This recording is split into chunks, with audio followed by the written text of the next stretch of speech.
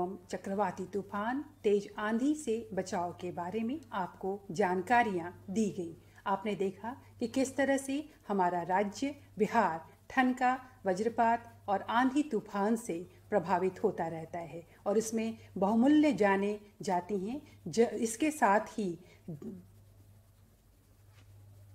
इसके साथ ही जान माल की भारी क्षति होती है। ऐसे में अगर हम थोड़ी सी सावधानी बरतें तो हम अपने आप को, अपने आस पड़ोस के लोगों को बहुत हद तक बचा सकते हैं और हमारी क्षति और नुकसान में कमी ला सकते हैं। ठनका या वज्रपात या बिजली गिरना जो है उसमें हमें विशेषकर क्या करें और क्या न करें के बारे में हम जान लें तो हम अपने आप को बचा सकते हैं। यदि आप खुले जगह में हैं तो जल्द से जल्द किसी पक्के मकान में चले जाएं।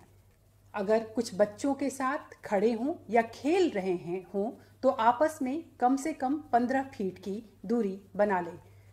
ऐसी वस्तुएं जो बिजली की सुचालक हैं उससे दूर रहें। बिजली कड़कने की स्थिति में ऊंचे इमारत वाले क्षेत्रों के तरफ ना भागें। बिजली या टेलीफोन का खंभा, तार से घेरा हुआ बाड़, कोई लोहे का मशीन, कृषि यंत्र आदि धातु से बनी चीज़ों से दूर रहें। मोबाइल फोन का उपयोग कदापि ना करें। तालाब और पोखरों से भी दूरी बनाए रखें।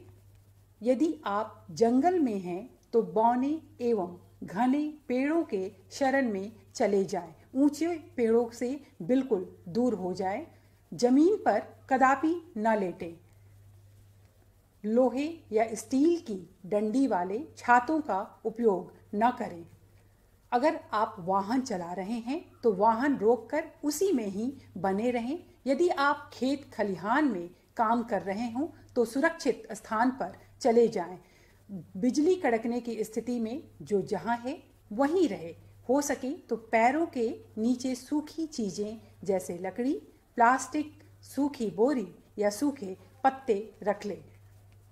अगर बिजली कड़कने का आभास हो तो अपने दोनों पैरों को आपस में सटा लें और दोनों हाथों से कानों को बंद कर अपने सिर को जमीन की तरफ यथासंभव झुका लें, लेकिन शरीर को जमीन से न सटाएं। बच्चों, जैसे हम उकड़ू बनते हैं उस स्थिति में, और हमारी ये कोशिश होनी चाहिए कि हमारा शरीर बिल्कुल एक दूसरे से सटा हो, पैर जमीन पे हो और हम बाकी झुकाकर सटे रहे तो हम बिजली से कम प्रभावित हो सकते हैं। यदि हम घर पे हैं तो ऐसे में घर के खिड़की दरवाजों को बंद कर लें। खिड़कियां, दरवाजे, बरामदे एवं छत से दूर रहें। मोबाइल फोन का उपयोग कदापि न करें। पानी का नल, फ्रिज, टेलीफोन, टेलीविज़न एवं अन्य बिजली के उपकरणों आदि को न छुएं। ठनका से घायल व्यक्ति को तुरंत नज़दीक के प्राथमिक चिकित्सा केंद्र पर ले जाएं। और हाँ, ये याद रखें कि जो व्यक्ति प्रभावित हुआ है ठनका से, उसे सीधे न छुएं, क्योंकि उसके शरीर के अंदर विद्युत का प्रवाह होता रहता है और यह हो सकता है कि आप भी उससे प्रभावित हो जाएं। तो सबसे पहले आप ये देख लें कि उसके पास कोई धातु वाली चीज़ तो नहीं है। अगर है तो सावधानी पूर्वक उसे निकाल लें। बच्चों, यदि आप पानी में हैं तो आप तुरंत बाहर निकल जाएं और साथ ही साथ स्थानीय रेडियो और एवं अन्य समाचार साधनों से मौसम की जानकारी प्राप्त करते रहें। बच्चों, ये तो हुई वज्रपात और बिजली गिरने से संबंधी जानकारी, जिसमें क्या करें क्या ना करें। इसे अगर हम अपनाएं तो हम बहुत हद तक अपने को सुरक्षित कर सकते हैं। आइए बच्चों, अब हम जानें चक्रवाती तूफान और तेज आंधी के दौरान हमें क्या करना है और क्या नहीं करना है। जैसे हम देख रहे हैं कि किस तरह से ये आप तस्वीर देख रहे हैं बच्चों कि कितनी भारी क्षति हुई है, कितना बड़ा नुकसान हुआ है। ये बच्चा जो कि बेघर हो गया है इस आंधी तूफान में।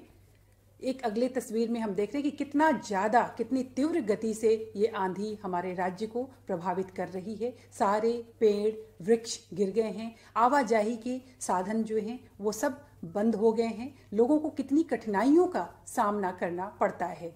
आप ये देख रहे हैं बच्चों, ये तस्वीर भी कि किस तरह से ये जो कच्चे मकान हैं, पेड़ है, बिजली की तार, खंभे वो गिरते हैं और तेज आंधी तूफान में काफ़ी नुकसान होता है। अब हम देखें कि इस दौरान हमें क्या करना चाहिए। तो आइए, सबसे पहले यदि अब हम घर में हैं तो घर में ही रहें।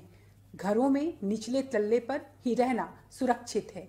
घर के खिड़की दरवाजे बंद कर लें। रेडियो और टीवी पर मौसम के साफ होने का संदेश प्रसारित होने का इंतज़ार करें। जहां आंधी तूफान ज़्यादा आती हो तो वहां स्टील के चादर वाली ढालदार छतों वाला मकान का निर्माण करने का सलाह अपने अभिभावक को दें। क्या न करें? यदि घर से बाहर हैं बच्चों तो पुराने एवं जर्जर घरों और पेड़ों के नज़दीक ना खड़े हों। किसी भी प्रकार के बिजली और टेलीफोन के खंभों के नीचे ना खड़े हों और इसके गिरने से शरीर में चोट लग सकती है और आप घायल हो सकते हैं। यदि खुले स्थान में हैं तो किसी छतदार मकान के नीचे खड़े हो जाएं।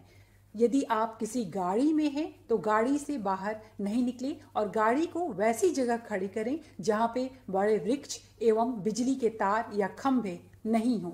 खुले मैदान में आप अपनी गाड़ी को पार्क करें।